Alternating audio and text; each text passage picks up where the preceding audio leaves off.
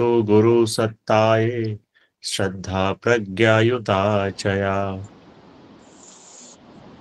ओम भूर्भुवः स्वः तत्सवितुर्वरेण्यं भर्गो देवस्य धीमहि धियो यो नः प्रचोदयात्। तो आज की कक्षा का आरंभ करने से पहले आज का जो विषय है वो है आत्मदेव परामर्श नहीं मानते।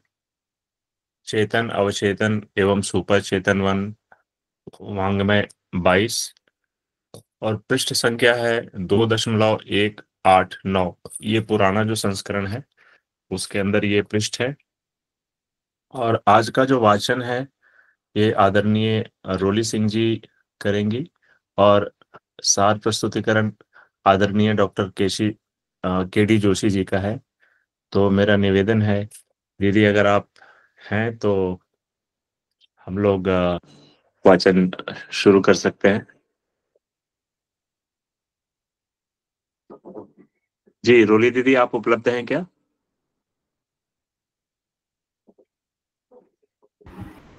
भैया रोली तो नहीं है। नहीं है तो राजीव भैया हैं क्या? राजीव भैया है लेकिन राजीव भैया के पास लेख होगा तब तो अभी कोई नहीं, मैं पढ़ लेता हूँ। प्रणाम।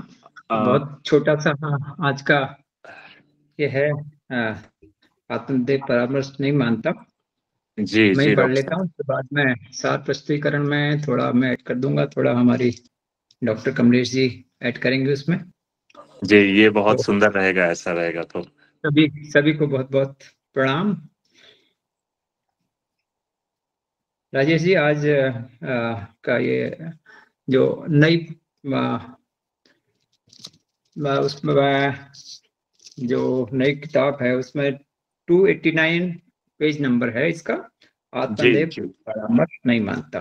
ठीक है। जी जी तो परम पूज्य गुरुदेव और वंदनीय माता जी की शुभ उपस्थिति में आप हमारे सभी साधकगणों को हमारा फिर से पुनः सादर प्रणाम। तो हम आत्मदेव परामर्श नहीं मानता ये इसको आज ले रहे हैं, पढ़ रहा हूं, मैं वाचन शुरू कर रहा हूं। श्रीमद् भागवत महात्म्य में एक कथा है आत्मदेव नामक ब्राह्मण की। कथा लौकिक और आध्यात्मिक दोनों अर्थों में प्रेरक है। इसको गुरुदेव ने बड़े प्यार से हमें समझाया है, ये कहा बताते हुए कि लौकिक किस तरह से और आध्यात्मिक दोनों में उन्होंने बहुत छोटा सा आज का हमारा लेख है, बहुत बड़ा नहीं है ये, इसमें हम लोग ले रहे हैं। ब्राह्मण आत्मदेव तुंगभद्रा नदी के किनारे रहते थे। साथ रहती थी पत्नी जिसका नाम था धुंधली। आत्मदेव निर्मल स्वभाव के थे। घर में खाने पीने की ठीक व्यवस्था थी, परंतु पत्नी क्रूर झगड़ालू स्वभाव की थी। उनकी संतान भी नहीं थी, इसलिए दुखी रहते थे। एक बार जंगल में नदी के किनारे एक संत मिले। आत्मदेव ने अपना दुख प्रकट किया। कहा, पुत्रहीन कर्कश पत्नी, इन कारणों से दुखी आत्महत्या करने का मन होता है। आप कृपा करें तो ही जीवन में रस आ सकता है। संत महात्मा ने उनसे कहा, अनेक सत्पुरुषों की पत्नियां कर्कश हुई हैं। उससे उन्होंने घर से मोह मुक्ति पाई और इस कार्य में लगे। तुम भी ऐसा ही करो। पुत्र न होना तो इस कार्य करने वाले के लिए वरदान होता है। पुत्र तो दुख रूप भी हो सिद्ध होते हैं। इस कार्य तो सदैव कल्याणकारी है। तुम उसी ओर ध्यान लगाओ। संत महात्मा जी ने ये आत्मदेव को ये अपना सुझाव दिया कि आप जो है कल्याण आत्म कल्याण के लिए ईश्वर के कार्य को करने में ध्यान लगाओ। आत्मदेव की समझ में बात नहीं आई। उनकी जो बात उन्होंने समझाई वो उसके समझ में नहीं आई। वो अपने पक्ष में तर्क देते हुए बोले, अपुत्रस्य गतिर नास्ति, पुत्रहीन की सदगति।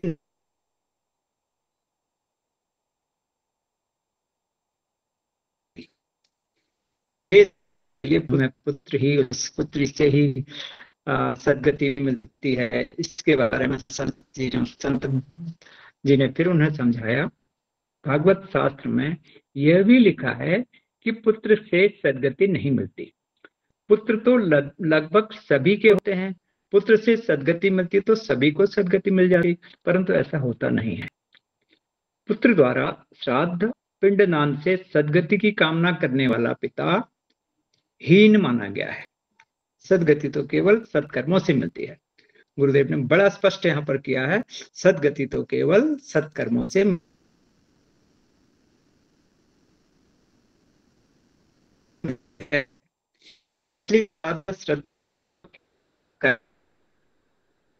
असली श्राद्ध श्रद्धा पूर्वक कर्म किया गया कर्म है, न कि पिंडदान किया जाता है। पिंड शरीर को कह रहे, पिंड शरीर को कहा गया है, पिंड शरीर को कहा गया है अपना शरीर ईश्वरार्पण कर देना, उसी के काम में पूरी तरह लगा देना वास्तविक पिंडदान है।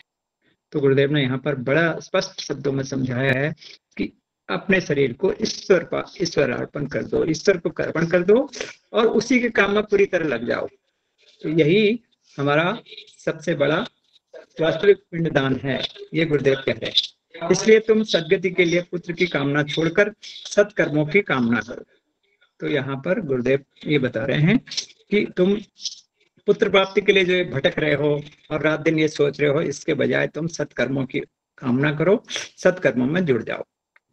परंतु ब्राह्मण आत्मदेव नहीं माना, किसी भी तरह पुत्र पाने के लिए अड़ गया। संत ने उसे एक फल दिया और कहा कि अपनी पत्नी को यह श्रद्धा पूर्वक सेवन करा देना, उसके समय पर संतान उत्पन्न होगी। ब्राह्मण फल लेकर घर गया, पत्नी को दिया। दुष्टा पत्नी श्रद्धा के स्थान पर कुतर्क गढ़ने लगी, गर्भधारण के कष्ट से भयभीत होने लगी। उसकी छोटी बहन गर्भवती थी। उसने सुझाया, दीदी तुम गर्भधारण का नाटक करो, मेरा बच्चा अपना बताकर छुट्टी पा लेना। धुंधली को यह सलाह जच गई। एक जो फल उसको दिया गया था आत्मदेव को संत द्वारा, उस फल को गऊ को खिला दिया और बहन के घर प्रसव के लिए गई। अब अपने घर बहन के घर चली गई, ठीक है, मैं फल खा के बच्चा पैदा करूंगी। उसका बच्चा अपना बच्चा कहकर लौट आई। आत्मदेव प्रसन्न हुआ।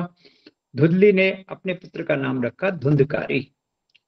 बालक पहले तो प्यारा लगा, पर ज्यों-ज्यों बढ़ा उसके कुछ संस्कारों से सब तंग होने लगे। वो मनमानी करने लगा, रोकने पर माता को पीटने लगा।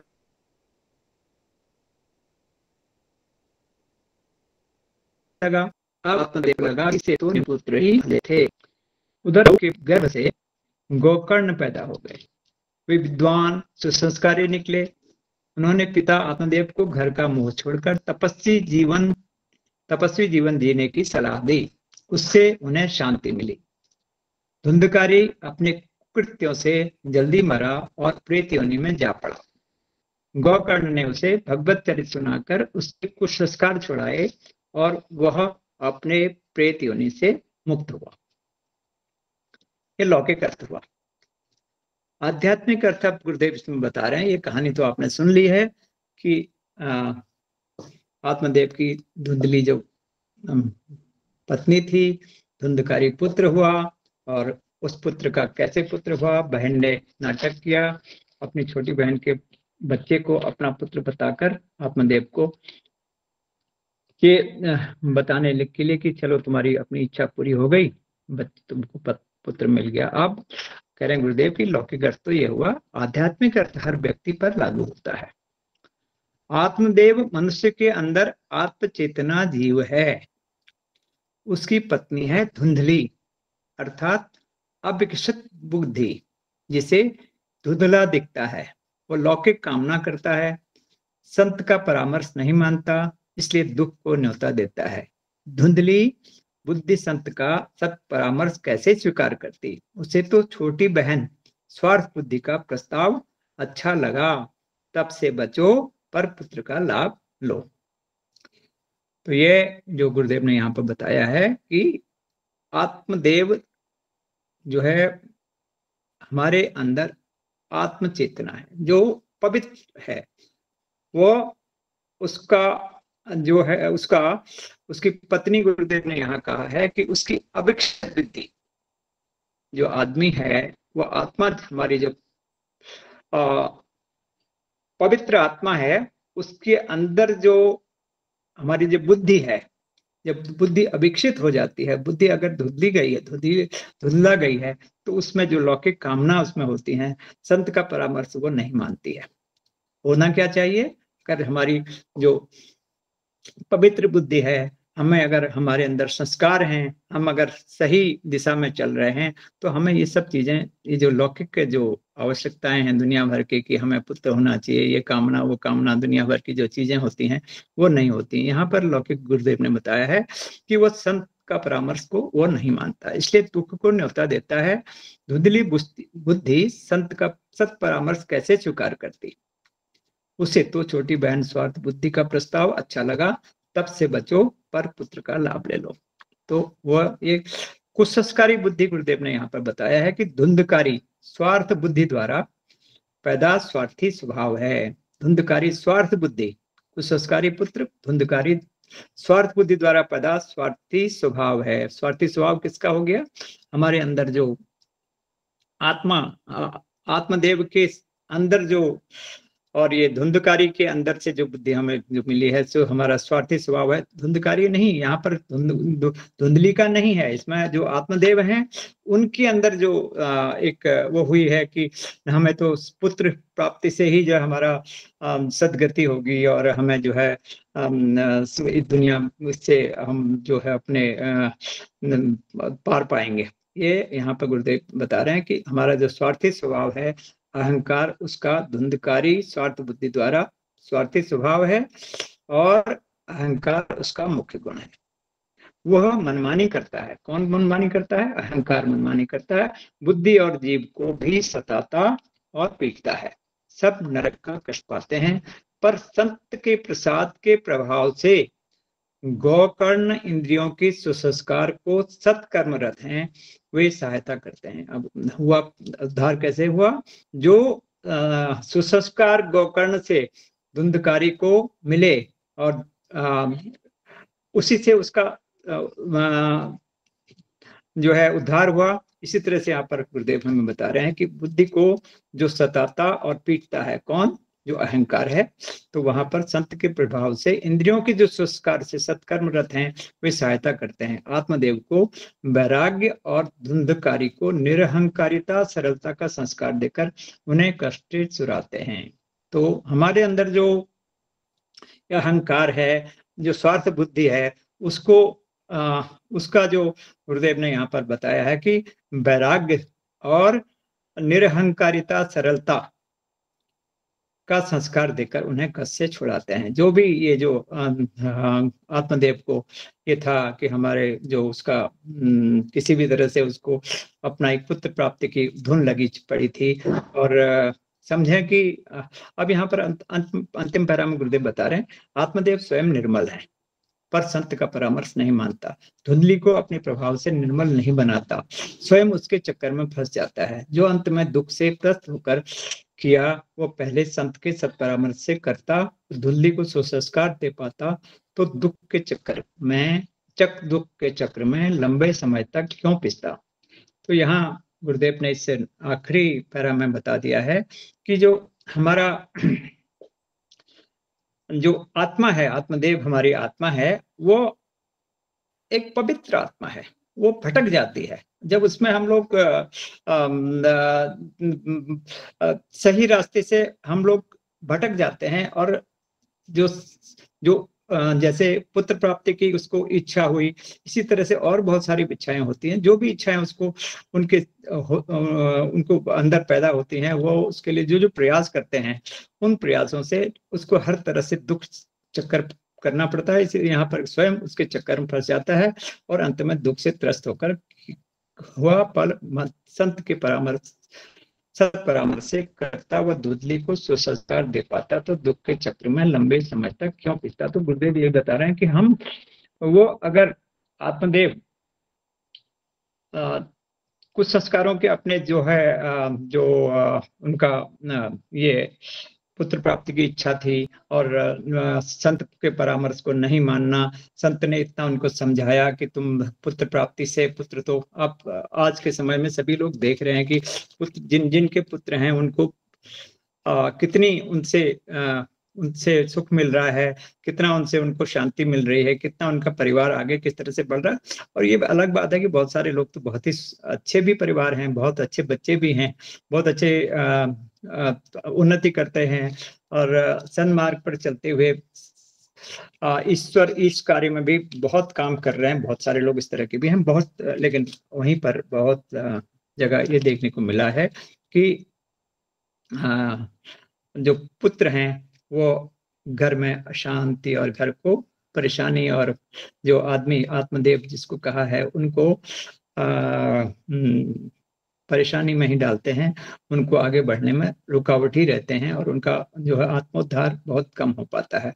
तो यहाँ गुरुदेव ने यही कहा है कि आप अपनी आत्मा की आवाज को सुने, आत्मदेव अपनी आवाज को सुने और सन्मार्ग पर चलने के लिए। अब अपनी आवाज को सन्मार्ग पर कैसे चलेगा? जब उसको सुसंस्कार मिले हुए होंगे, संस्कार उसके अच्छे मिले होंगे और वो जो भी संत महात्मा हैं उनके बताए हुए रास्ते पर वो चलने लगे, और जो फिर तो उस तरह से ये जो यहाँ पर धुंधली और धुंधकारी वाला जो समस्या पैदा हुई है वो नहीं होगी। ये गुरुदेव ने इसमें समझाया है कि आत्मदेव परामर्श नहीं मानता। आत्मदेव अगर परामर्श माने तो हर तरह से उसका उत्थान है, परामर्श नहीं मानेगा तो यहाँ धुंधली और धुंधकारी वाला जो समस्या है वह है। यहाँ पर हम लोग ये भी देखते हैं कि जहां भी जिनका उत्थान हुआ है, यहाँ गुरुदेव ने ये उदाहरण हमारे भागवत महात्मा का जो उदाहरण है आत्मदेव और धुंधली का, लेकिन ये हम दूसरे तरीके से देखें तो इसमें वही संत महात्मा ने जो आगे समझाया हुआ है कि तुम ये पुत्र प्राप्ति के चक्कर में मत पड़ो। इसका मतलब धुंधली उस चीज को समझती थी, पुत्र प्राप्ति की इच्छा उसको नहीं थी। इस मेरा मानना यह है कि धुंधली आत्मदेव से भी ज्यादा समझदार थी। जब जिद कर रहे थे आत्मदेव तो उन्होंने कहा कि जब नहीं माने किसी तरह से, और संत महात्मा ने उनको प्रसाद के रूप में दिया, उस प्रसाद उसने धुंधली ने ग्रहण न करके अपनी बहन के यहाँ जाकर के नाटक जो भी किया उसने, और वो फल जो है वो एक गाय को खिला दिया और उससे गोकर्ण पैदा हुआ। गोकर्ण पैदा होने से ही उनको जो सुसंस्कारिता मिली वो गोकर्ण द्वारा ही उनका सबका उद्धार हुआ।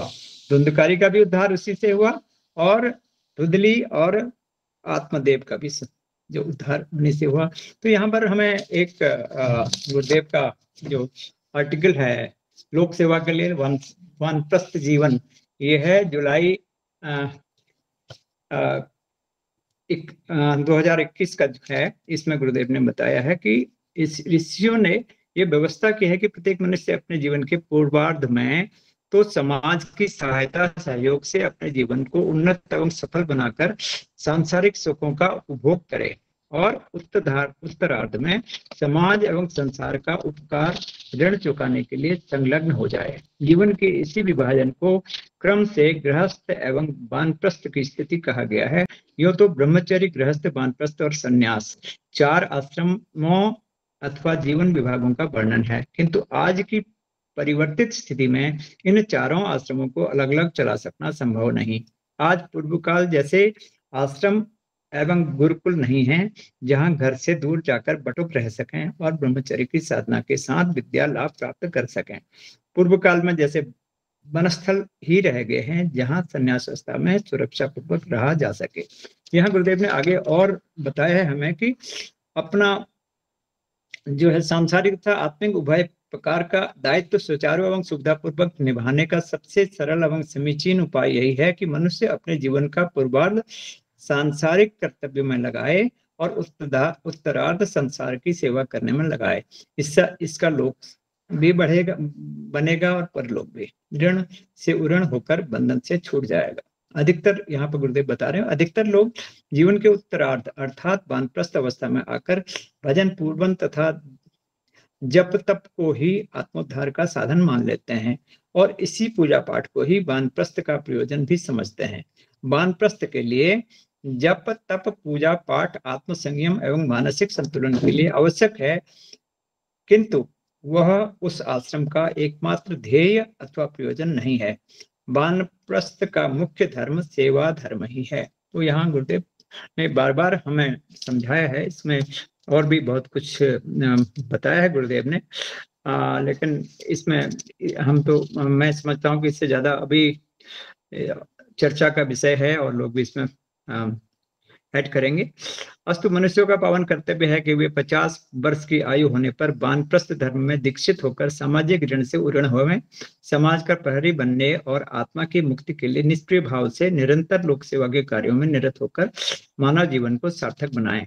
तो इसमें यहाँ पर इस युग निर्माण योजना के इस लेख को लेने का हमारा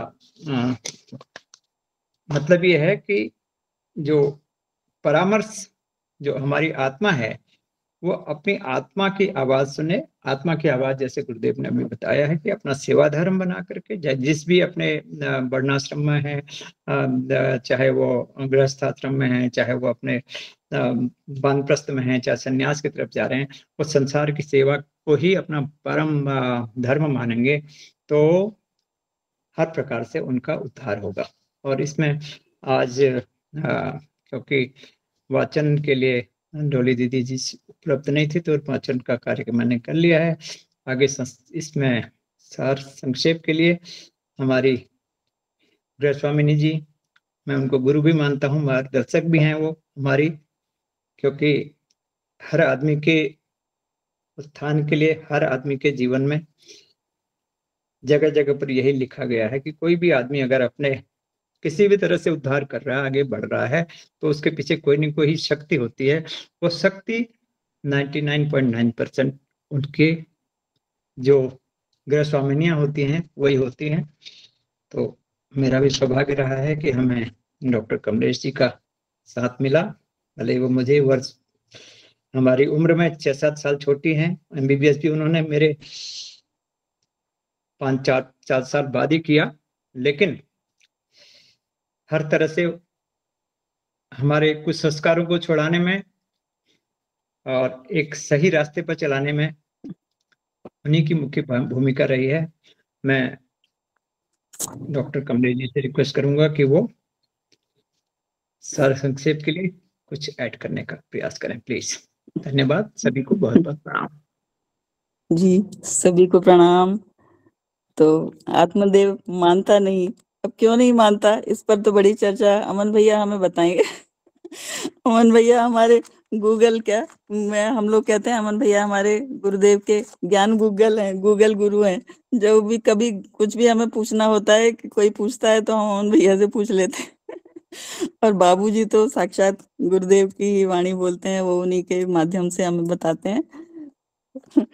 तो दीदी आपसे एक निवेदन है जी, ये मेरा ये नहीं खुल रहा, पता नहीं क्या इसमें सेटिंग में कोई दिक्कत है, वीडियो नहीं ऑन हो रहा, उस पर एक निशान आ रहा है कुछ इस तरह का, तो क्या होगा। तो डॉक्टर साहब आप अपना वीडियो जो है वो इधर इधर अलग अलग दूसरी जगह है अभी इस समय। देखिए वो आपके पास पहुंच गए हैं डॉक्टर साहब। जी, तो आपके ज्ञान का लाभ हम लोग प्रत्यक्ष लेना चाहेंगे। जी, अच्छा, तो यह है कि आत्मदेव क्यों नहीं मानता, इस पर बड़ा चिंतन चला कि क्यों नहीं मानता, क्या क्या कारण हो सकते हैं। अमन भैया भी बताएंगे, हम लोग सब लोग आपस में डिस्कस करेंगे कि क्यों नहीं मानता, अब उसके क्या क्या कारण हो सकते हैं। एक तो गुरुदेव ने, और ये कितना देखिए गूढ़ रोचक और कितना इम्पोर्टेंट विषय है कि हमारा ये जीवन भी टिका हुआ है इस पर, और अगले जीवन के लिए भी हमारी जो आधारशिला यही है। अगर जो है ये आत्मदेव को समझ में आ जाए तो एक तो है अज्ञान, सबसे बड़ा कारण। एक तो मुझे जैसे गुरुदेव ने बताया, इस पर मन चिंतन सबको करना चाहिए। एक तो अज्ञान, अब आत्मदेव जानता ही नहीं तो मानेगा कैसे। तो पहले तो यह है कि हम लोग कितने भाग्यशाली हैं, मुझे लगता है कितनी हमारे ऊपर ईश्वर की कृपा है, कितने जन्मों के हमारे जो है वो पुण्य फलित हुए हैं, तो जिससे कि जो हम लोग ये सब ज्ञान हम समझ पा रहे हैं, हमें ज्ञान मिला। नहीं तो ऐसा भी देखते हैं, शांति कुंज के बगल में रहते हैं लोग, वहां नहीं जाते, पुस्तकें दे आते हैं, उनको पढ़ते ही नहीं है।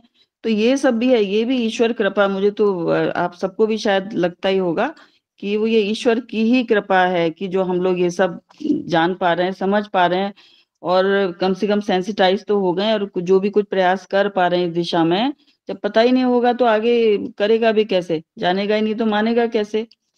तो एक तो ये कारण हो सकता है, बाकी आप सब लोग भी बताएंगे हैं। तो अब वो आत्मदेव अब क्या नहीं जानता, ये नहीं जानता कि मैं क्या हूँ। जो गुरुदेव ने सबसे पहले पुस्तक लिखी थी, मैं क्या हूँ, कौन हूँ, अगर इस बात को ही अगर समझ जाए तो सारा कुछ बदल जाएगा, सब कुछ आत्मदेव भी मानेगा, और सब कुछ, अगला जीवन भी सुधर जाएगा, ये जीवन भी सुधर जाएगा। मैं क्या हूँ, कौन हूँ, इस संसार में क्यों आया हूँ, और मुझे क्या करना है, क्या नहीं करना है, ये सब पता चले। जीवन का उद्देश्य क्या है, इस बात पर ये खाली इससे नहीं होगा कि एक बार पढ़ लिया हमने, स्वाध्याय पढ़ लिया जी, किताब पढ़ ली, गुरुदेव ने बता दिया, शमशानी वैराग आ गया थोड़ी देर, उस सब से कुछ नहीं होना, उसके पीछे सजग रहना होगा। तो ये सब पहले तो ज्ञान जरूरी है, और ये ईश्वर कृपा से, गुरु कृपा से, आपके पूर्व जन्म के अच्छे कर्मों की वजह से, सत्कर्म इस जीवन में जो भी किए हैं उनके वजह से ये सब मुझे लगता है होगा। क्योंकि हम लोगों ने, गुरुदेव ने मतलब ये कराई, कुछ जन्मपत्रियां भी स्टडी कराई हम लोगों को, तो उसमें भी ये चीजें निकल के आती हैं। ऐसे ही क्यूरियोसिटी के लिए थोड़ा सा ज्योतिष पढ़ना शुरू किया तो उसमें भी पता चला। गुरुदेव का तो मतलब वैसे ही है, एक रिसर्च पर्पज से गुरुदेव की जन्मपत्री भी देखिए, वैसे हम क्या देखेंगे उनके, तो उनके उसमें भी यही था। कुछ ऐसे ग्रह संयोग थे कि जिसमें कि उसमें गुरु और केतु, जो मतलब जो पुराना ज्ञान और जो है वो गूढ़ ज्ञान, वो दोनों पॉपअप हो जाते हैं बिल्कुल बचपन में ही, इस तरह का होता है वो। तो इस तरह के कॉम्बिनेशन थे। माता जी की जन्मपत्रियां हमें नहीं मिली, तो बहुत सारे लोगों की जन्मपत्रियां स्टडी करी, तो उसमें ये भी पता चला कि वो क्यों, वो किस तरह की आत्माएं हैं, पूर्व जन्म में वो क्या करके आए हैं, और आगे उनका कैसा है, आपका इष्ट कौन है।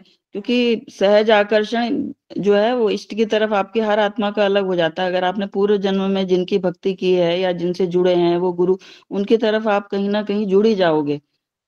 तो ये सब इधर नहीं लिखा, लेकिन ये एक जनरल बातें हैं जो हम सबको भी जाननी चाहिए। तो एक तो यही है, तो एक तो जानना बहुत जरूरी है, और हमारे ये परम कर्तव्य है कि हम औरों को भी बताएं कि ये आत्मदेव ये हैं, और लोग लगे हुए हैं, पर अब ये भी मुझे लगता है भाग्य से मिलता है। तो अच्छा, दूसरा क्या होगा, ये अब हमें जीवन का उद्देश्य पता चला। दूसरा, आत्मा की यात्रा सबकी अलग अलग होती है। ये हम सब लोग जानते हैं कि पूर्व जन्म के कर्मानुसार एक हम लोग फैमिली में आते हैं, जिसको कि ज्योतिष की भाषा में, आध्यात्मिक भाषा में ऋणानुबंध कहते हैं। तो वो अपने हिसाब किताब पूर्व जन्मों के पूरा करने के लिए गुरुदेव ने इस पे बहुत कुछ लिखा हुआ है, पता नहीं। तो ये है, उसके लिए भी हम एक फैमिली में आते हैं। तो सब जो है, सबकी यात्रा एक से नहीं होती। अब क्या हुआ, किसी का आत्मदेव जाना माना हुआ है, किसी का नहीं माना हुआ है। एक फैमिली में मान लीजिए 4 लोग हैं, अब पति पत्नी है, एक का जो है वो पूरा, क्योंकि उसकी यात्रा अलग है उस आत्मा की, उसने जहां से छोड़ी थी वहां से ही फिर वो अगली शुरू हुई, फिर उसको कैसा वातावरण मिला उस कर्मों के हिसाब से। तीसरा, हमें ये पता चला कि जो है इस समय जो भी और आत्मा है उसके आसपास हैं, वो सब जो है वो एक ही वातावरण में सब पल रहे हैं। ये भी, इस पर भी विचार हुआ कि एक ही वातावरण में पल रहे हैं, लेकिन सबकी यात्रा अपनी अलग अलग होने की वजह से सबकी अलग अलग तरह की वृत्ति होती है, और अलग अलग तरह की सब कुछ हमने अपने घर में भी देखा। अच्छा, गुरुदेव का एग्जाम्पल ले लेते हैं।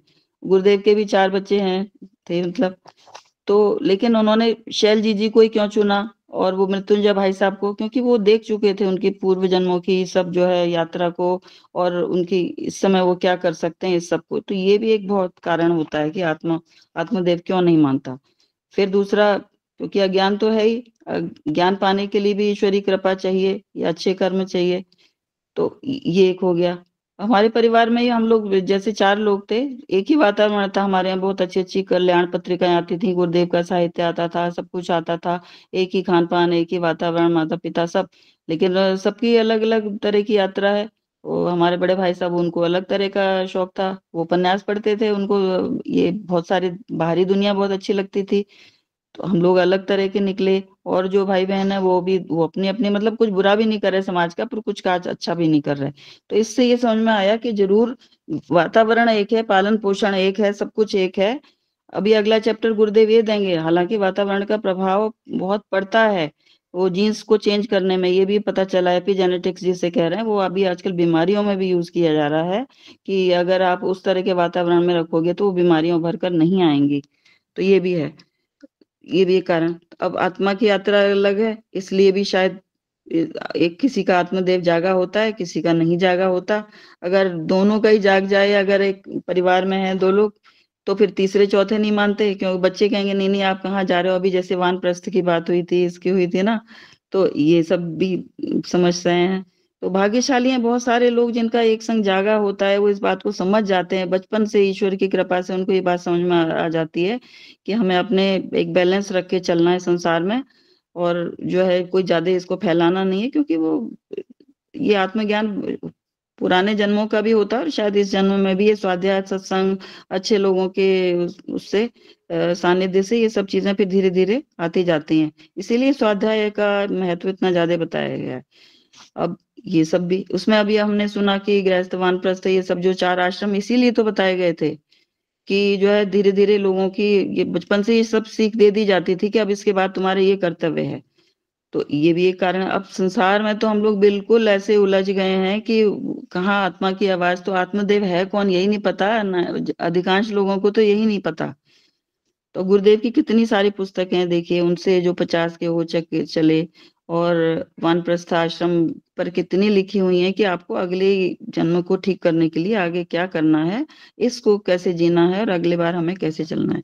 तो ईश्वर गुरु की कृपा तो बहुत ही ज्यादा जरूरी है। अब उसको लेने के लिए क्या क्या चाहिए, वो सब हम लोगों को गुरुदेव ने बहुत ही बता दिया है। अब हम लोगों ने कई बार हम लोग हरिद्वार गए, वृंदावन गए, और कई जगह, तो वहां देखे कितने सारे वानप्रस्थ आश्रम। तो वहां पर जो है पति पत्नी, बल्कि एक हमारे मित्र हैं आईएएस थे वो दोनों, लेकिन वो दोनों जो है अपने अपने इतने पढ़े लिखे होके, उनको ये बात बचपन से शायद शुरू से ही उनके परिवार में समझ में आ गई थी, उनके बाल बच्चे हैं, परिवार है, बस सीधे रिटायर होके सीधे हरिद्वार चले गए। वहाँ एक जो है उसमें रहते हैं, आर्य समाज को मानते थे वो, आर्य समाज के आश्रम में एडमिनिस्ट्रेशन करती हैं। एक दीदी वहां रहती हैं, और उनके जो है हस्बैंड है वो दूसरे आश्रम में। ऐसी बहुत जगह वानप्रस्थ आश्रम।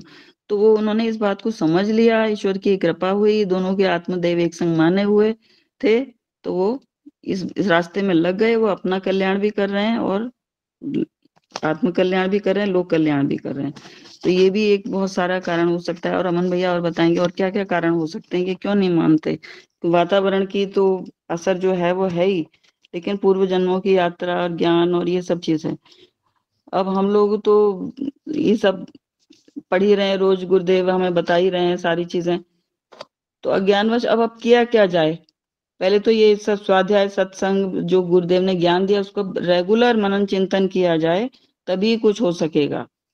अब जो हो गया, समझ लीजिए कि अभी अभी वैराग्य की बात हुई थी, तो वैराग्य में क्या होता है कि गुरुदेव जो है ये भी करते हैं कि ईश्वर और गुरु की कृपा जिसके ऊपर होती है, ये कई जगह गुरुदेव ने लिखा है कि वो उनको वैराग्य की ओर ले जाना, तो पहले वो संसार को उनकी तरफ से हटाते जाते हैं, और धीरे धीरे वो ऐसी परिस्थितियां पैदा करेंगे कि बस अपने आप ही ऐसी सिचुएशन में डालेंगे आपको माया से छुड़ाने के लिए, क्योंकि उन्होंने तो कहा मम माया अति दुस्तर तो उसके लिए, उससे छुड़ाने के लिए वो आपको ऐसी परिस्थिति में डाल के आप सहज रूप से जो है आपको संसार में रस आना बंद हो जाएगा।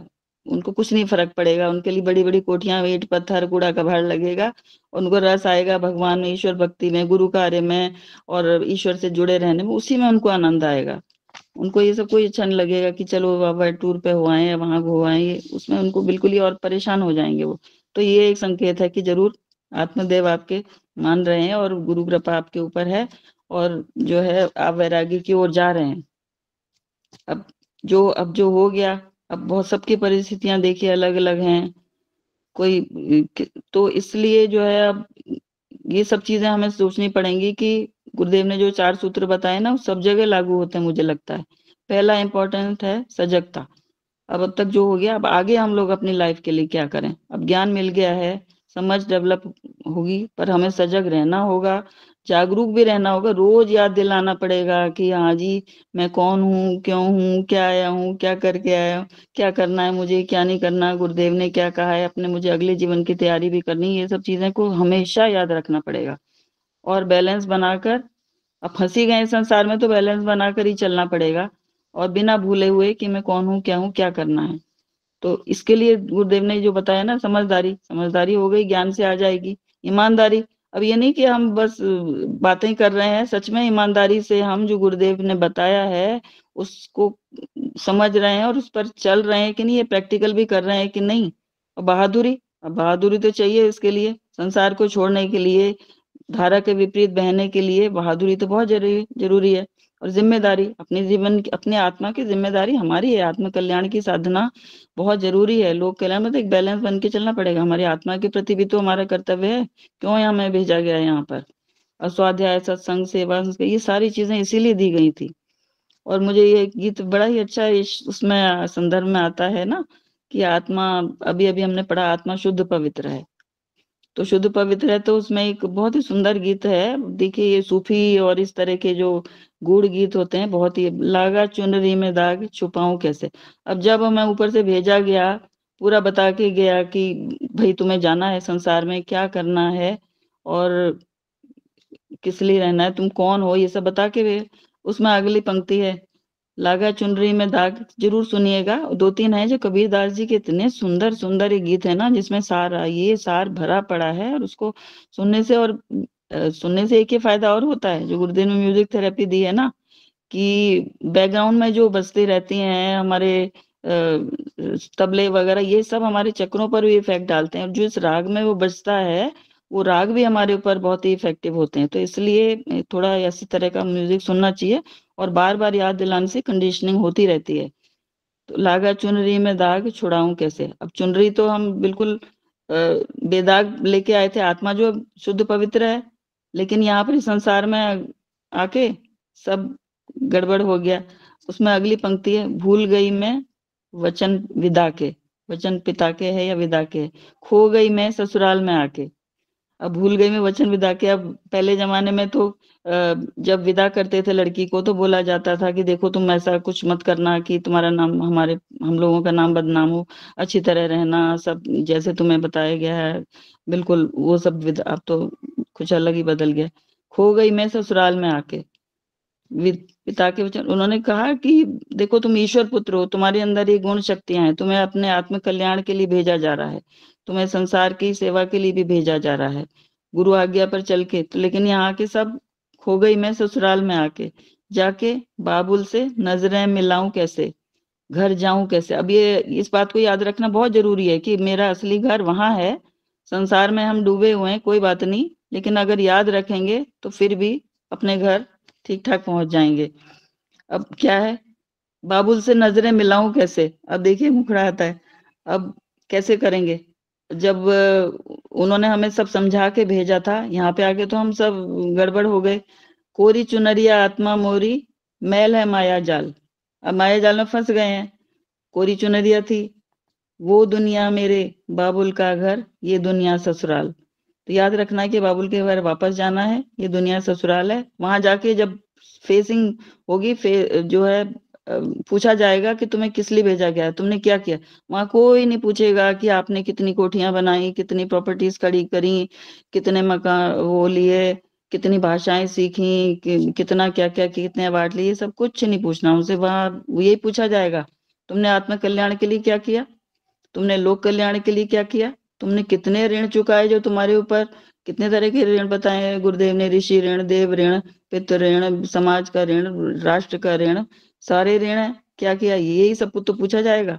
तो इस चीज को भी हमें ध्यान रखना है। अच्छा, अब धुंधकारी और उसकी बात भी आ रही थी, तो ये कुछ ऐसी गूढ़ सी बातें हैं। एक कबीरदास जी के एक और भजन है, वो अगर अमन भैया कहेंगे तो मैं भेजूंगी, चंदरिया भीनी रे झीनी रे झीनी। तो वो झीनी इतनी नाजुक है, चंदरिया आत्मा जो है इतनी, इसको दो तीन अर्थों में लोग लेते हैं कि झीनी है तो मतलब बहुत ही टेंडर है, वो है, बिल्कुल जल्दी इसमें दाग लग जाता है, तो सजगता है तो रखनी ही पड़ेगी। और उसको अगले जन्मों के लिए, उसमें आगे वो लिखते हैं कि 8 अष्टकमल का चरखा बनाया, यानी वो प्राणमय कोश होगा उसके बारे में शायद अमन भैया इसको एक्सप्लेन करेंगे बाद में। और पंच तत्व की पूनी 9-10 मास बुनन में लागे, जब शरीर बन गया तो उसके बाद जो है वो बाहर निकला, उसके बाद संसार में डूब गया, लेकिन दास कबीरा ऐसी ओढ़ी कि ज्यों की त्यों धर दीनी चंदरिया झीनी रे झीनी। तो झीनी चंदरिया को जितना हो सकता है हम लोग सजगता से चुनरी में दाग ना लगाएं, और यही सबके लिए शुभकामनाएं, यही ईश्वर से प्रार्थना है, गुरुदेव से, कि हमें ऐसा ज्ञान शक्ति जो है सब कुछ आशीर्वाद दें कि हम लोग इस तरफ सजग रहें, और जो है जो भी कुछ वो चाहते हैं उस क्षेत्र में हम आगे बढ़ चले। अब धुंधुकारी की एक इम्पोर्टेंट बात ये है कि जो हमने अभी पढ़ा ना धुंधुकारी की, ये तो हमारे सनातन धर्म में ऐसे ऐसे उपाय हैं, और ये हम लोग पहले नहीं समझते थे कि भागवतम जो पढ़ा जाता था उसका लोग बताते थे कि अतृप्त आत्माओं को, ये जो कहानी बिल्कुल सच्ची है और इसका अभी भी इफेक्ट है। तो प्रेतात्माओं की शांति के लिए, अकाल मृत्यु जिनको हो जाती है उनकी शांति के लिए ये बहुत ही अभी भी अचूक उपाय है। ये इसलिए कि गुरुदेव ने भी हम लोगों को बताया था, और वहां से शांति कुंज से भी परामर्श कई बार आता थे क्योंकि हम अपने घर में भी देख चुके हैं। जिन्होंने ये गायत्री महिमा सीरियल बनाया, धर्मेश तिवारी जी, वो मेरे बहनोई, मतलब अब शरीर छोड़ दिया उन्होंने, हैं। तो गुरुदेव ने उनको कैसे दिल्ली से वहां ले गए, तमाम जितने भी पौराणिक कथाओं पर बहुत सारे उन्होंने वो बनवाए उनसे सीरियल, और ये वाला भी बनवाया, गायत्री महिमा सीरियल पूरा बनाया, उसकी पूरी पट कथा, संगीत, डायरेक्शन वगैरह सब उन्होंने दिया था। उनके बेटे ने बहुत यंग एज में शरीर छोड़ दिया बिल्कुल। तो इतने अजीब से उनके यहाँ पर, क्योंकि वो अब अकाल मृत्यु थी, तो बहुत अजीब अजीब सी घटनाएं होने लग गई हैं, और लंबी कथा है। फिर उनको शांति कुंज से परामर्श मिला, मतलब कई बार कोई रात को आ जाता था मुझे चाय पीने, वो बच्चा चाय बहुत पीता था, तो जो कभी चाय नहीं पीने वाला, उनके एक मित्र कहते हैं मुझे चाय पीने का मन, उन्होंने 10-12 कप चाय पीने लग गए। बड़ी अजीब समस्या। कभी कोई आ जाता मुझे ये खाना है, मतलब किसी के माध्यम से वो आत्मा उनको इतना, मतलब जो है वो उस घर में आके जो है उसका वो रहा होगा ना। इसीलिए अंतमते सो गति क्या कहा गया है कि जितना हो सकता है ये संसार से छूट गया, वो तो बच्चा ही था खैर। तो ये सब चीजें भी होती हैं। तो फिर उनको वो शांति कुंज गए। ये इसलिए कि कई बार हम लोगों के संपर्क में भी ऐसे लोग आते हैं कि हम क्या करें, हमारी ये समस्या है। तो वहां पर उन्होंने वो सब करवाया उनके लिए, अच्छी प्रॉपर ढंग से, बहुत अच्छी तरह श्राद्ध होता है अपने शांति कुंज में, क्योंकि गुरुदेव ने कहा है कि श्राद्ध का मतलब श्रद्धा है, श्रद्धा पूर्वक जब तक नहीं होगा तो कोई उसका अर्थ नहीं है, कोई उसका असर नहीं आएगा। और क्योंकि वहां पर तो कोई ऐसे पैसे का वो नहीं है, उनको अच्छी तरह कराना होता है। जो पंडे वगैरह जो लोग करते हैं अक्सर ये देखा जाता है, उनको उससे ही पैसे से मतलब है कि इतनी दक्षिणा मिलेगी है वो। तो ये अतृप्त आत्माओं की मुक्ति के लिए बहुत ही अचूक उपाय है। फिर उनको बताया गया कि आप लोग भागवतम कराओ। उन्होंने अपने घर में पूरी भागवत कथा की। उसके बाद में वो सब जो है प्रॉब्लम्स जो उनके यहाँ पर, जो उनका बेटे की अतृप्त आत्मा बार बार आ जाती थी, ऐसे ही वो सब चीजें बंद हो गई। और फिर मतलब समझ लीजिए वो मुक्त हो गया। और उसके बाद उसने उनको कुछ ऐसे इंडिकेशन भी दिया। तो ये बहुत सारी चीजें होती हैं, और इसलिए थोड़ा सा इसके बारे में बताना था कि ये सब चीजें अगर है। और भी हमारे रिश्तेदारी में भी कुछ और लोगों के यहाँ जहाँ पर कुछ इसी तरह का हुआ था, तो वहाँ इसीलिए भागवतम कराने का बहुत बड़ा समझ लीजिए एक महात्मा जो है बहुत ही इम्पोर्टेंट है, और बहुत ही ये असरदार है ये बात। अच्छा, कल हम लोग बात कर रहे थे ना कि नर पशु, कि गुरुदेव ने इसको पशु क्यों कहा नर को। तो एक मुझे अचानक याद आ गया, भर्तृहरि शतक में लिखा हुआ है शायद, कि ये शाम न विद्या न तपो न दानम ज्ञानम न शीलम न गुणो न धर्म ते मृत्यु लोके भुवि भार भूता मनुष्य रूपेण मृगाश्चरन्ति। तो कितने एक एक शब्द पर गुरुदेव की एक एक पुस्तक है। ये शाम न विद्या, अब विद्या में उन्होंने लिखा है शिक्षा नहीं विद्या, विद्या अलग चीज है। न तपो, अब तप में इतनी तरह के तप बता दिए उन्होंने गुरुदेव ने कि 12 प्रकार के तप हैं। अच्छा, इस यात्रा में भी हमारे वो तप जो पंचकोश साधना में लिखे हैं वो बहुत ही इंपॉर्टेंट हैं। अगर जो हो गया वो हो गया, अगर हम इस तरह के सब तप करते हैं जो भी इस समय पॉसिबल हैं, तो उनसे भी हमारी अगली यात्रा, क्योंकि न्यूट्रलाइज कर सकते हैं हम, बहुत कुछ कम कर सकते हैं जो पास्ट लाइफ के जो अगर विकर्म हो गए हैं, तो उनको भी हम लोग न्यूट्रलाइज करा जा सकता है। तो इसीलिए उन्होंने गुरुदेव ने लिखा है ना कुछ ब्रह्म तेज वर्धक और पापनाशक साधनाएं, तो उनके बारे तरफ भी ध्यान देना पड़ेगा। अच्छा, अब ये हो गया, ये शाम न विद्या न तपो न दानम, तप हो गया। दान, अब दान भी इतने तरह के वर्णित किए गए और ज्ञान दान सबसे अच्छा दान बताया गया है, तो इतने तरह के दानों का वर्णन गुरुदेव ने। ज्ञानम न शीलम, अब ज्ञान जरूरी है। अब ये इतिहास भूगोल इसका ज्ञान ही अलग चीज है, वो शिक्षा है, स्कूल में हो गई सब, जो धन कमाने की शिक्षा हो गई। ज्ञानम न शीलम, अब शील भी पंचशील बताए गए बौद्धिज्म में। तो न गुणों, अब गुण भी चाहिए, दैवी गुण। न धर्म, अब धर्म की भी गुरुदेव ने इतनी परिभाषा की, धर्म के भी 10 लक्षण बताए गए। गुणों न धर्म ते मृत्य लोके भुवि भार भूता, वो पृथ्वी पर भार समान है, जिनके अंदर ही कुछ भी नहीं है। मनुष्य रूपेण मृगाश्चरन्ति, मतलब रूप तो उनका मनुष्य का है, काया मनुष्य है, लेकिन मृग, मृग पशु को भी कहते हैं और इसको भी कहते हैं, हिरण को भी। मनुष्य रूपेण मृगाश्चरन्ति, और गुरुदेव ने तो नर पशु से ज्यादा नर पिशाच बताया हुआ है लोगों को, जिन्होंने ये सब जो आजकल देखने को हम लोगों को मिल रहा है, सभी लोग जानते हैं। तो नर पिशाचों के भी, और देव मानव को देव मानव भी बताया गया, उनको मानव से वो देवी दैवी गुण धारण करके दैवी श्रेणी में भी आ जाता है। तो ऐसी कुछ जनरल बातें ध्यान में आ गई थी। तो सबको प्रणाम जी, धन्यवाद। बाकी अमन भैया बताएंगे और सब लोग डिस्कस करेंगे कि आत्मदेव को मनाने की कोशिश करेंगे ज्ञान से, कैसे भी किसी भी तरह। जी प्रणाम, धन्यवाद। बहुत बढ़िया दीदी, बहुत अच्छा। जी बहुत बहुत आभार कमलेश दीदी। आपको तो सुनने का ऐसा रहता है कि बस सुनते ही जाएं और कक्षा कभी खत्म ही ना हो। गुरुदेव तो बता। जी, आप कल भी मैंने आग्रह किया था, तो बहुत आभार कि आज आपने अपने विचार और काफी अनुभवी, आपका अध्ययन काफी गहरा है, तो उसका लाभ हम सबको मिलता है। तो ये विषय बहुत ही छोटा था, बहुत ही छोटा, लेकिन ये बहुत ही विहंगम, इसके जो संदेश हैं वो बहुत विराट है। और भैया अमन भैया से अभी हम लोग सुनेंगे कि इसके जो लास्ट के 3 पैराग्राफ हैं, जिसमें कि इसके आध्यात्मिक पहलू को गुरुदेव ने बताने की कोशिश की है। तो अमन भैया, आपका मार्गदर्शन प्राप्त हो। जी भैया।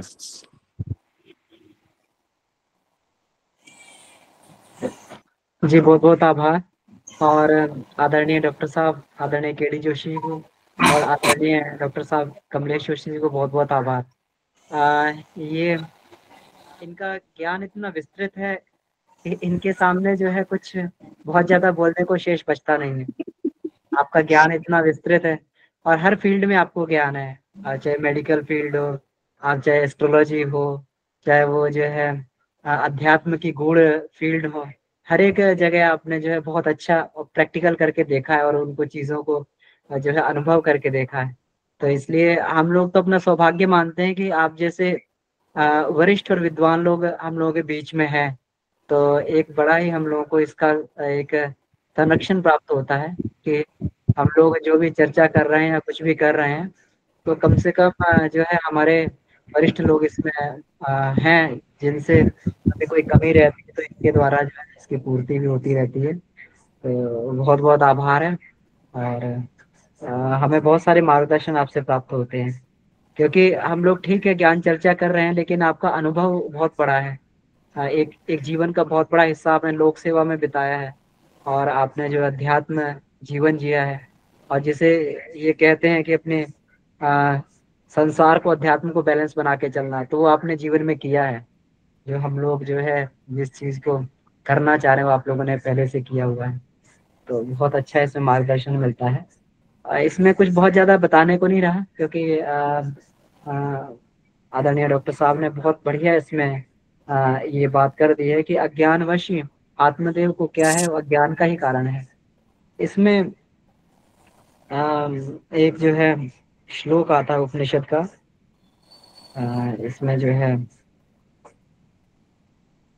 जिसमें कहा गया है, जीवो शिव शिवो जीवा, जीवो शिव शिवो जीवा स जीव केवल शिव, अज्ञान बद्धो ब्रीवहि स्यक्तानि भाव तुंडला। तो इसमें जिसको ये कहा है कि जीव ही शिव है, शिव ही जीव है। तो आत्मदेव जो हमारे, जिसको ये बोला गया अंतरात्मा है या जीवात्मा, आत्मदेव को जीवात्मा बोला है। और आत्मा बनी क्यों, परमात्मा से आप आत्मा क्यों बनी, इसका इसका जो कारण बताया गया है गायत्री हृदय में, तो उसका कारण ये बताया गया है कि ईश्वर के अंदर जब रस लेने की प्रवृत्ति पैदा हुई, हम इसीलिए कहते हैं ना, जिस ईश्वर को हम लोग जानते हैं रसो वही सा कहते हैं कि भगवान जो है रसो वही से है, भगवान रस स्वरूप है ना।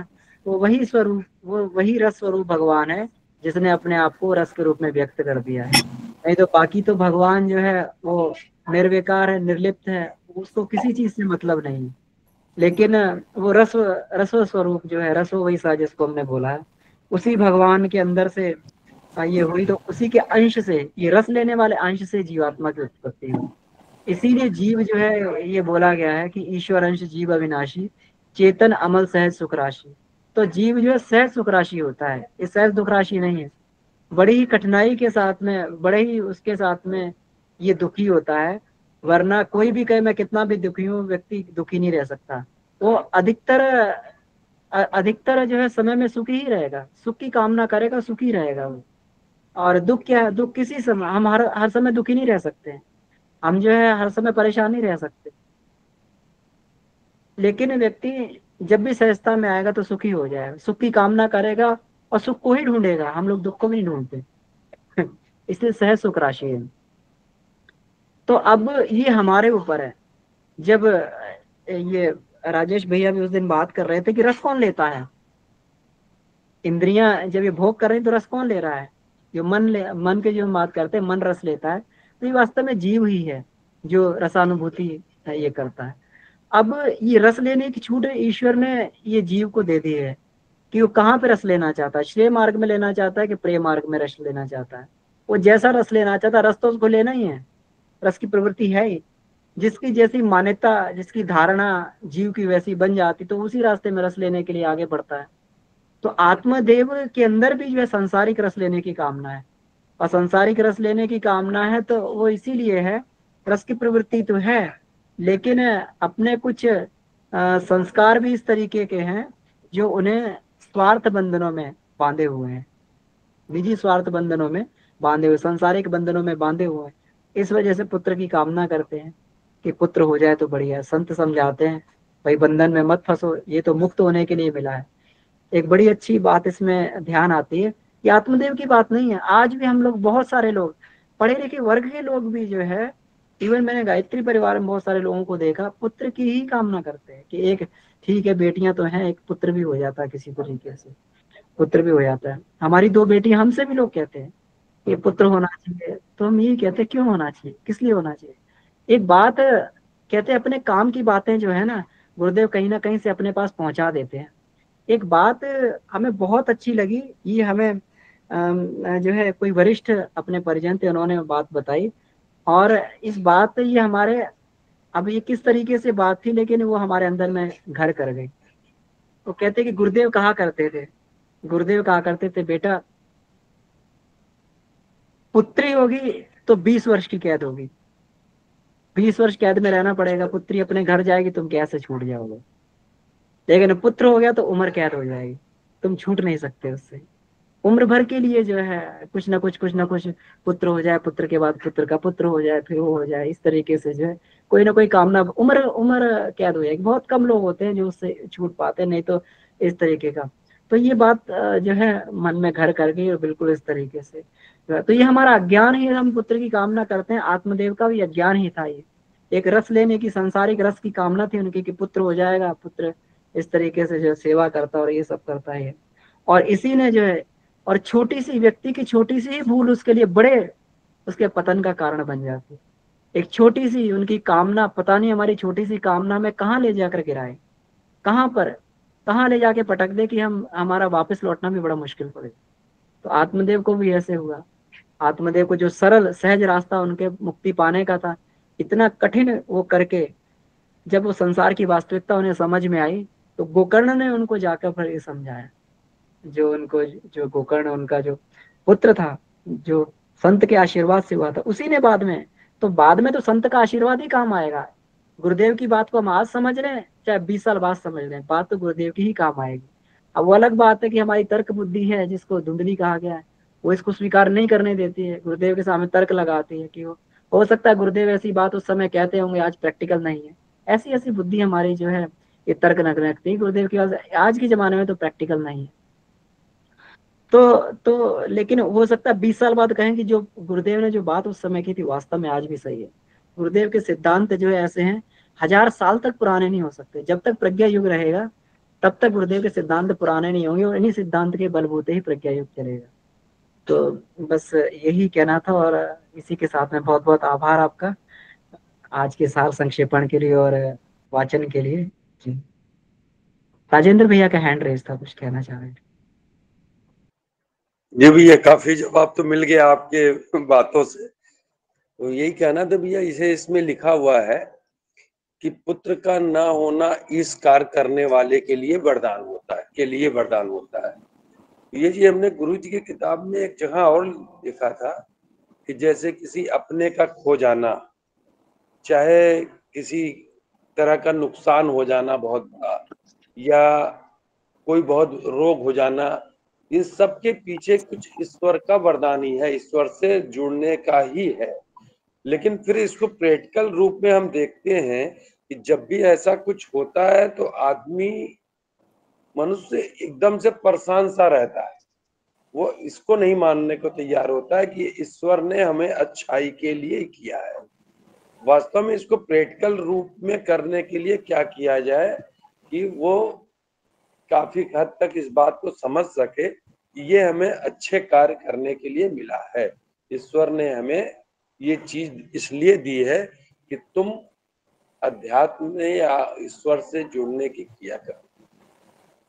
जी भैया।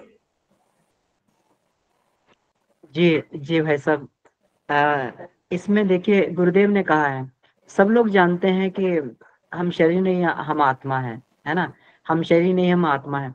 तो सब लोग जानते हैं इस बात को, लेकिन कितने लोग वास्तव में मानते हैं इस बात को?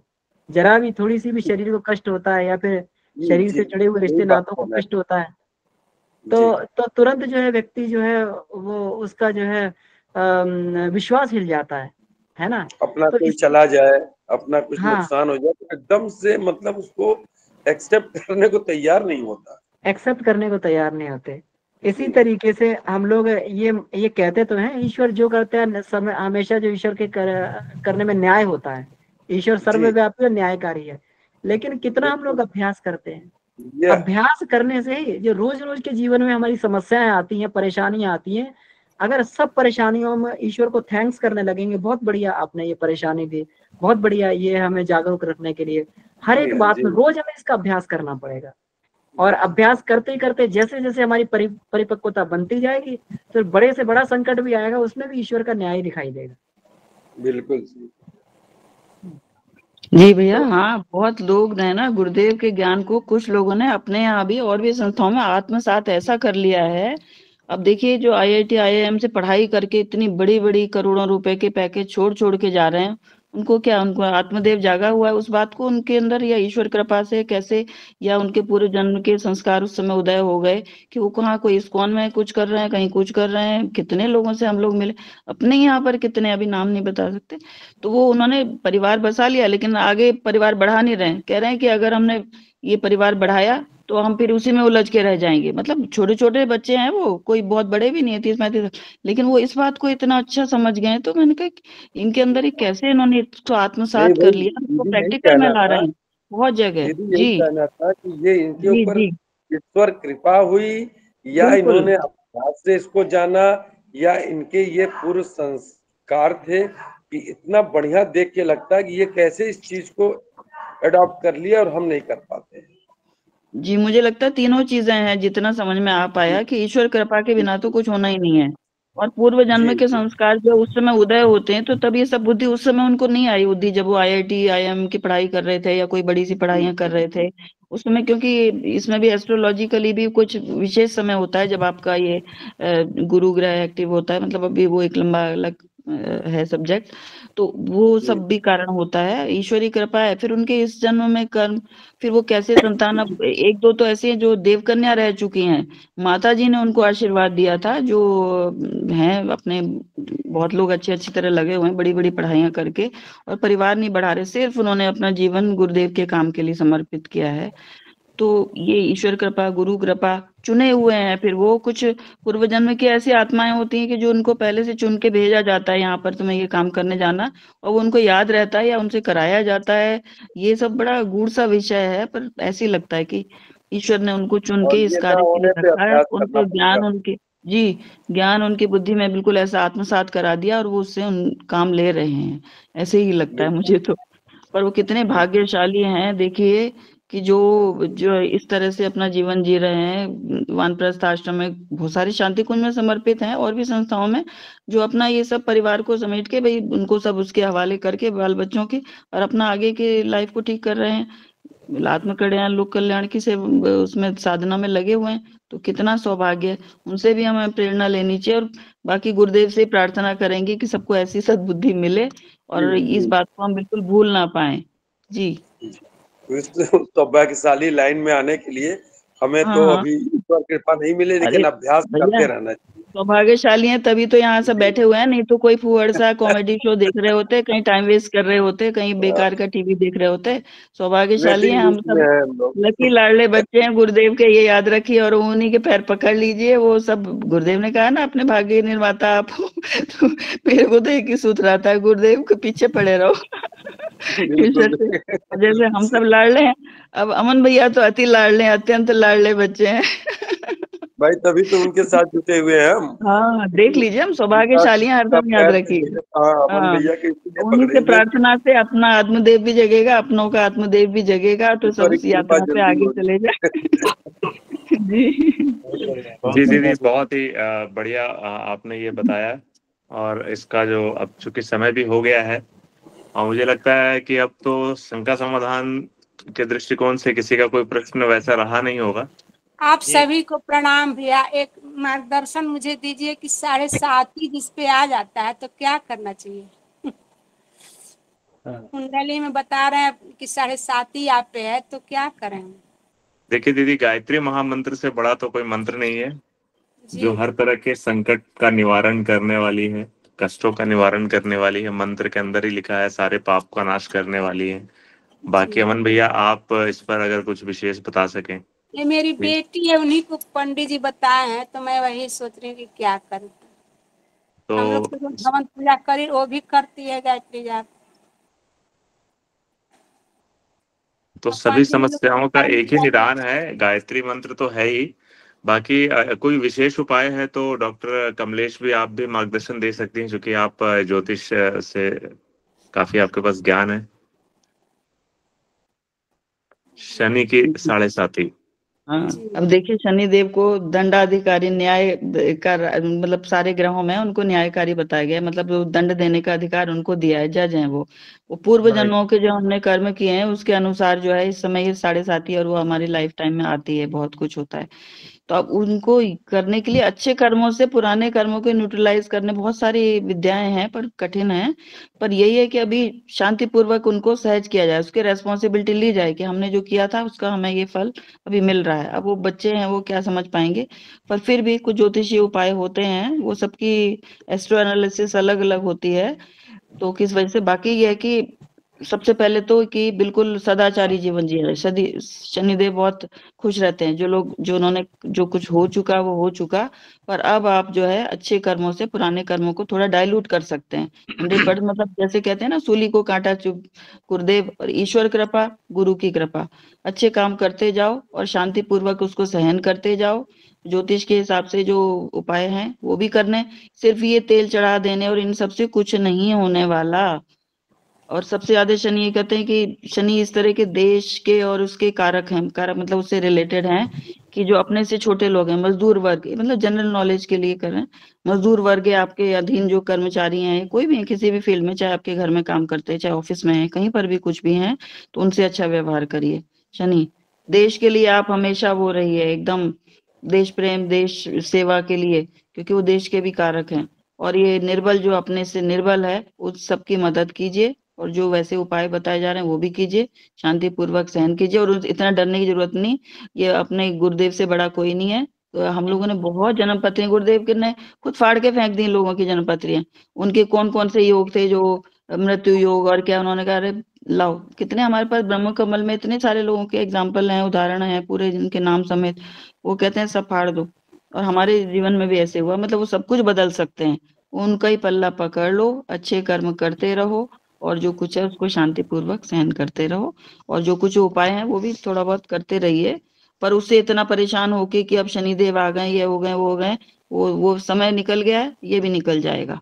अच्छे कर्म करते रहने से सब ठीक होएगा, इसलिए ज्यादा चिंता नहीं करिए। गुरुदेव सब वैसे ही समाधान सुझाते रहते हैं, और अपने आप ही जो है प्रॉब्लम्स को दूर करते भी रहते हैं, वैसे ही रास्ते भी बताते रहते हैं। अगर आप सच्ची निष्ठा से कर रहे हो, ये खाली मालाएं जपने की गुरुदेव से भी इसी स्वार्थ से कि बस गुरुदेव हमारा सब ठीक कर देंगे, ये कर देंगे, और हम कुछ ना करें, हम गुरुदेव सब कर दें और हम उनकी बात को बिल्कुल ना माने और ना उस रास्ते पर चलें, तो नहीं होगा। जी जी जी धन्यवाद दीदी, समय भी हो गया है, जी तो आप लोग आपस में भी इसकी चर्चा कर सकते हैं व्यक्तिगत रूप से। डॉक्टर कमलेश का नंबर जो है वो हमारे आत्मोत्कर्ष ग्रुप में है, तो बिंदु दीदी आप अलग से समय लेकर दीदी से बात कर लें और विशेष जानकारी जो है वहां से प्राप्त कर सकते हैं। इस समय तो हो गया है, लेकिन अर्निका श्री का हैंड रेज है, तो जी कुछ कहना चाहते हैं भाई साहब?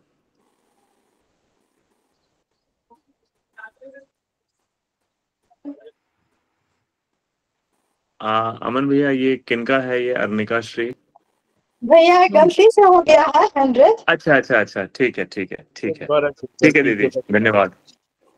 तो छोटी छोटी गलतियां होनी चाहिए ताकि हम सुधार लगातार करते रहें। तो बहुत ही बढ़िया रहा, और इसका मूल जो रहा आज सार संक्षेपण एकदम से कहा जाए तो हम सब वानप्रस्थ की ओर अग्रसर हैं।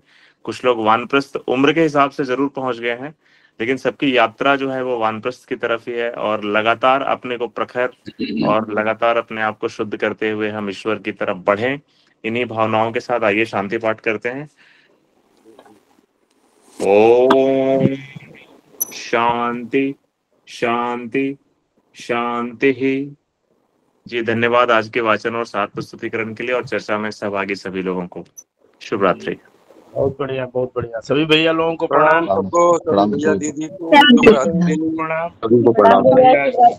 सब भैया लोग को प्रणाम, सब दीदी को प्रणाम, सभी को प्रणाम। सभी भैया लोगों को प्रणाम, गुरुदेव को प्रणाम, गुरु माता जी को प्रणाम। सभी भैया बहन को प्रणाम। शुभ रात्रि।